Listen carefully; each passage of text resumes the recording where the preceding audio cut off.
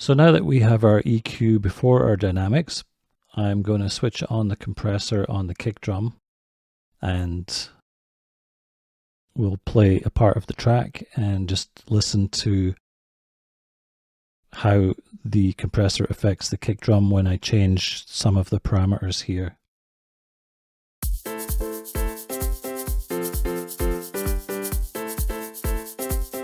So you can see we're getting a little bit of signal from our kick drum already.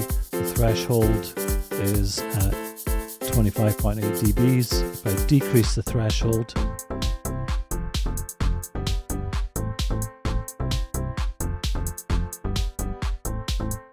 we start to see a little bit more kick coming through.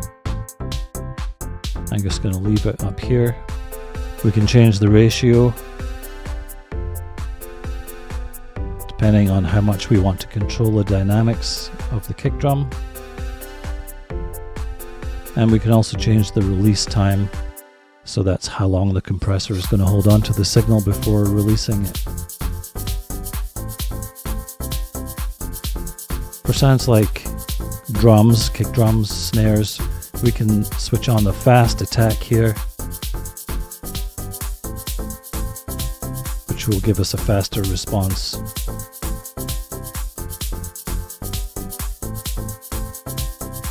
I'm just going to solo this kick drum.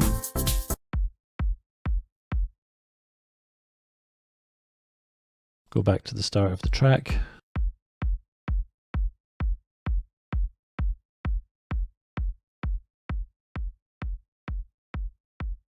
So now you can really hear how much that kick drum is being affected by the compression here.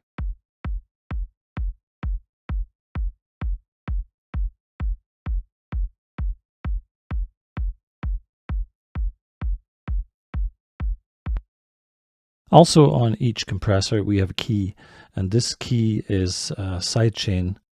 So if we wanted to, say, sidechain our kick to our bass so that our bass is reduced on every kick drum hit, then we can go to the rack and use the key inserts to make that happen. So down at the bottom of the channel here we have sequencer and rack. If we click on the rack button, it takes us to the rack. We can see the kick drum here. And say we wanted to use this on our bass bus, for example. So we have our bass bus here. I'm just going to press tab to flip the rack around, and you can see we have a parallel out on the kick drum here. So I'm just going to grab that parallel out, take it up to the bass and insert it on the dynamics sidechain input, and you can see the key button has lit up here. If we go up to the mixer and scroll up and then go to the bass track, you can see that our bass is now keyed to the kick drum. So if we turn on the compressor here, I'm just going to unsolo the kick drum and go to the start of our track and play it.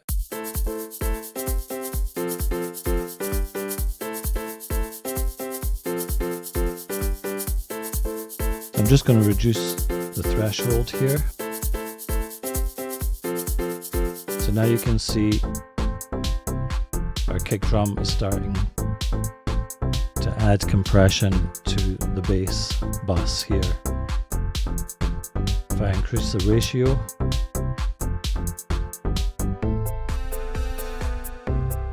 then that compression becomes even more so.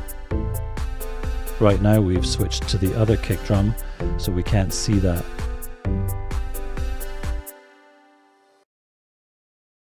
But that's how to add sidechain within the mixer from one track to another.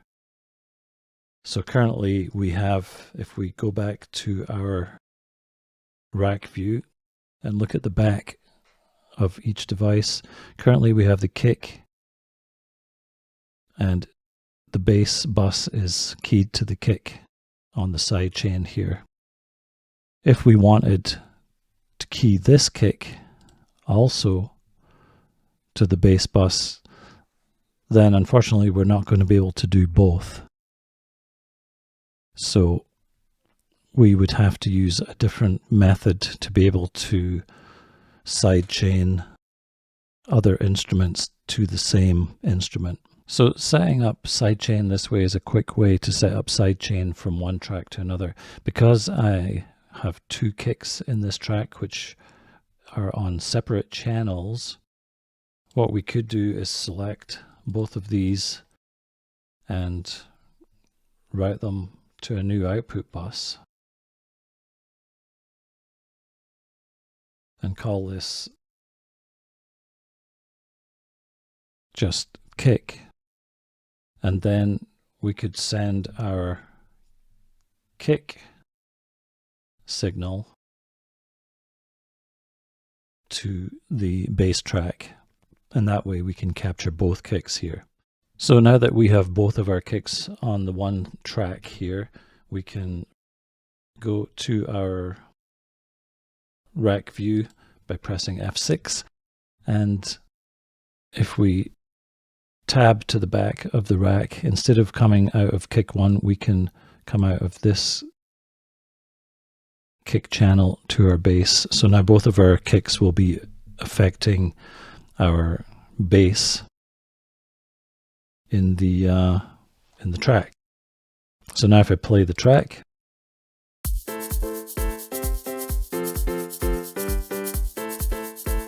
you can see our bass is still being affected by the kick drum. Take the threshold down a bit.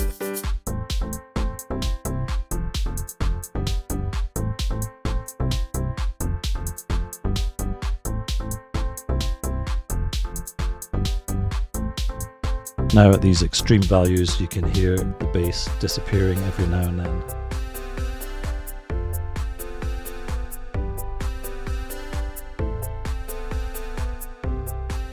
So that's one way to sidechain using the mixer here.